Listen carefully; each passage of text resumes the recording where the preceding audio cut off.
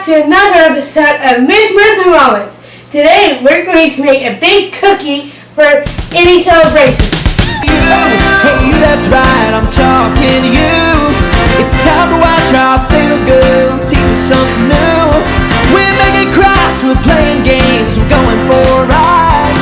You can find us having fun on every Sunday night. It's time for Miss Marissa Moments. It's time for Miss Marissa Moments. It's time for Miss Marissa Moments.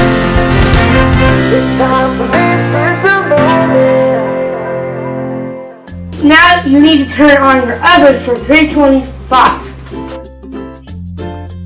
So you can use a square pan or a circle pan for your cookie. Oh, and you need some spread. Now I got the corners sprayed down. Now I have my cookie dough. Now we're going to smash it and put it all on this pan and see how it goes. We're going to make it nice and flat. If it doesn't reach, it's okay. This is how big I got my cookie. Now I'm going to put it in the oven for 12 minutes. After 12 minutes, we'll check. So now it looks like it needs more time for about 5 minutes. Alright. Now it is time to take it out.